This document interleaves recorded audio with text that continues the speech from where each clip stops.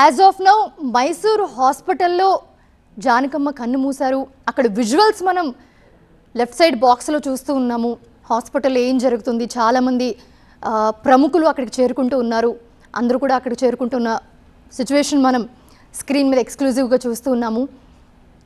So వయోభారంతో Mysore హాస్పిటల్లో తుది శ్వాస విడిచారు జానకమ్మ. ప్రముఖ గాయని ఎస్ జానకి కన్ను మూశారు. వయోభారంతో మైసూర్లో తుది శ్వాస విడిచారు జానకమ్మ. గుండెపోటుతో మృతి చెందారు జానకి. ప్రస్తుతం లెఫ్ట్ సైడ్ బాక్స్లో మైసూర్ హాస్పిటల్ విజువల్స్ చూస్తున్నాము.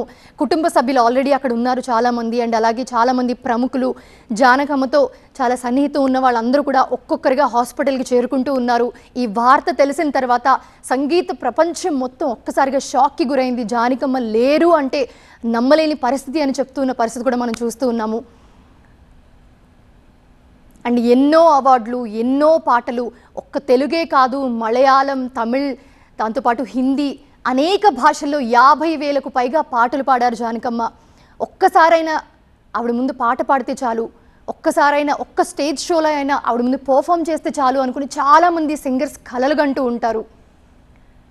ప్రస్తుతం ఆవిడ లేరు అనే వార్త నమ్మశక్యంగా లేదు అని చెప్తున్నారు అంతా కూడా. మైసూరు హాస్పిటల్లో చికిత్స పొందుతూ జానకమ్మ తుది శ్వాస విడిచారు.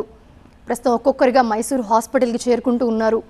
అండ్ కుటుంబ సభ్యులు ఆల్రెడీ అక్కడ ఉన్నారు. అండ్ అలాగే చాలామంది ప్రముఖులు అండ్ అక్కడ దగ్గరలో ఉన్న సింగర్స్, ఆవిడకి సన్నిహితంగా ఉన్నవారు, కుటుంబ సభ్యులు అందరూ కూడా ఒక్కొక్కరిగా అక్కడికి చేరుకుంటున్నా ఉన్న పరిస్థితి మనం చూస్తున్నాము. అండ్ లెఫ్ట్ సైడ్ బాక్స్లో చూస్తున్న విజువల్స్ ప్రస్తుతం యాజ్ ఆఫ్ నౌ మైసూరు హాస్పిటల్లో సిచ్యువేషన్ని మనం లెఫ్ట్ సైడ్ బాక్స్లో చూస్తున్నాము.